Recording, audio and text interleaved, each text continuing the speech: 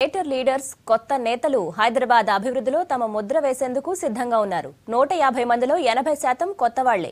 ఉద్యోగం, వ్యాపారం, గృహిణి ఇలాంటి బాధ్యతల నుంచి బయటకు వచ్చి జనం బాగోగులు చూడటానికి రెడీ అయ్యారు పెద్ద సంఖ్యలో మహిళలు.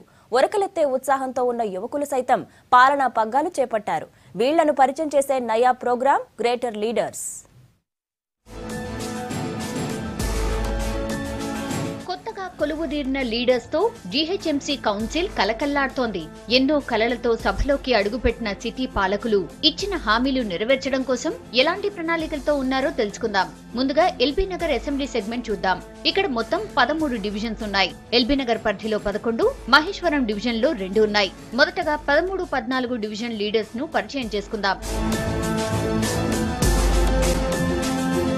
13వ డివిజన్ హయత్ నగర్. కార్పొరేటర్ గా సావ తిరుమల్ రెడ్డి ఎన్నికయ్యారు. హయత్ నగర్ లోని పుట్టి పెరిగిన తిరుమల్ రెడ్డికి వివాహం కాలేదు. ఉన్నత చదువులు చదువుకున్న వ్యక్తి. స్థానిక సమస్యలపై పూర్తి అవగాహన ఉండడం, వివాదరహితుడుగా గుర్తింపు తెచ్చుకున్నారు. రోడ్లు అధ్వానంగా ఉన్నాయి. డ్రైనేజ్ వ్యవస్థ మారాల్సి ఉంది. జనం నిత్యం మంచినీటి సమస్యతో బాధపడుతున్నారు. వీధి దీపాలు వెలగడం లేదని జనం నుంచి కంప్లైంట్స్ ఉన్నాయి.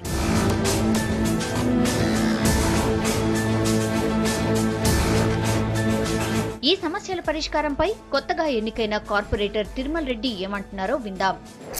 ఈ యొక్క హయత్ నగర్లో ఉన్న సమస్యలు ప్రధానంగా ఏంటంటే, ఇది హయత్ నగర్ హైదరాబాద్కు ఈస్ట్గా ఉండి శివారు ప్రాంతం, ఈ 13వ డివిజన్ లాస్ట్ ప్రాంతము. ఇక్కడ 2 పక్కలనేమో గ్రామ పంచాయతీలు బార్డర్ ఉండి, ఈస్ట్ పక్కకేమో పెద్దంబరిపేట నగర పంచాయతీ ఉండి, ఒక పక్కకేమో వనస్థపురం కాలనీ టచ్ ఉండి, 3 ప్రాంతాల సమ్మేళనంగా పూర్తి అర్బన్గా నగర ప్రాంతం కమలానగర్, శారదానగర్ అటు కాలనీలేమో అభివృద్ధి దిశగా. హయత్ నగర్ ఓల్డ్ విలేజ్ ఏమో 400 సంవత్సరాల చరిత్రగా ఇక్కడ ఎంతో వెనుకబడుతున్నాం ఉంది. నూతనంగా ఏర్పడ్డ ముదిరాజ్ కాలనీ కానీ, బంజారా కాలనీ కానీ, రంగనాయకుల గుట్ట కానీ, ప్రభుత్వంగా స్లమ్స్ మురికివాడలు ఉన్నాయి. ఇక్కడ ఉన్న సమస్యలు నాకు తెలిసి ఈ ఎల్బీ నగర్ డివిజన్లో ఎక్కడ కూడా లేవని అనుకుంటా. ఎందుకంటే ప్రధానంగా ఇవి ఈ ఐలాండ్ లాగా అక్కడింత డెవలప్ అవుతున్నాయి. అక్కడ ఎటువంటి మౌలిక సదుపాయాలు లేవు. అందుకే నేను ఈరోజు ముఖ్యంగా ఒక ప్రణాళికబద్ధంగా, ముఖ్యంగా ఏంటంటే వాటరు, డ్రైనేజు ఈ 2 అయిన తర్వాతనే సీసీ రోడ్లు వేయాలనేది నా ఉద్దేశం. అందుకే నేను ఎక్కడైనా ఫస్ట్ వాటర్ వచ్చిన దగ్గర, డ్రైనేజ్ వచ్చిన దగ్గరనేమో సీసీ రోడ్లు వేయాలి, తర్వాత ఈ 2 లేని దగ్గర వాటర్ డ్రైనేజ్ ఇవ్వాలి అని ఒక ప్రణాళికబద్ధంగా. ఇది 20 నుంచి 30 సంవత్సరాల విధంగా ఉండాలి తప్ప ఒక రోడ్ వేస్తే మళ్ళీ మధ్యాహ్నం కూలగొట్టదు. ఆ రకంగా గతంలో చేసిన పాలకులు ఓ చిన్న పైప్ లైన్ వేసి మళ్ళీ దాన్ని కూలగొట్టి డబ్బులు, ప్రభుత్వ ధనం మొత్తం వృధా చేశారు. మొత్తం అది 5 సంవత్సరాల విజను. ఇప్పుడు 100 రోజులలో మాత్రము ఈ వీధి దీపాలు, తర్వాత ఎక్కడైతే పరిశుభ్రత లేదో ఆ విషయము, ఈ చెత్త బుట్టలు తీసేయడము, పరిశుభ్రతకు టాప్ ప్రియారిటీ. ఎక్కడ కూడా మురికి అనేది ఎక్కడ కనబడొద్దు, మనం తొందరగా చేసేది. తర్వాత ఎక్కడ కూడా లైట్లు లేవు, అక్కడ లైట్లు ఏర్పాటు చేయడము. తర్వాత నీళ్లు లేని దగ్గర నీళ్లు ఖచ్చితంగా వెంటనే ఇవ్వడం. ఈ సమస్యల పరిష్కారానికి నిరంతరము నేను అందుబాటులో ఉంటా. నేను అవివాహితుడిని.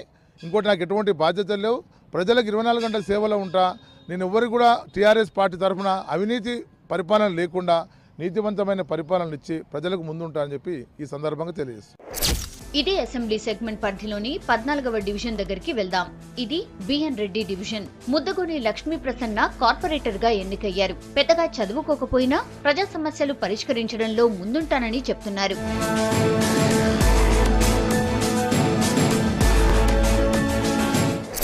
బిఎన్ రెడ్డి నగర్ లో సమస్యలు ఏమున్నాయో చూద్దాం. రోడ్లు, డ్రైనేజ్, వాటర్ సమస్యలతో పాటు రిజిస్ట్రేషన్ ప్రాబ్లం ఉందని చెప్తున్నారు.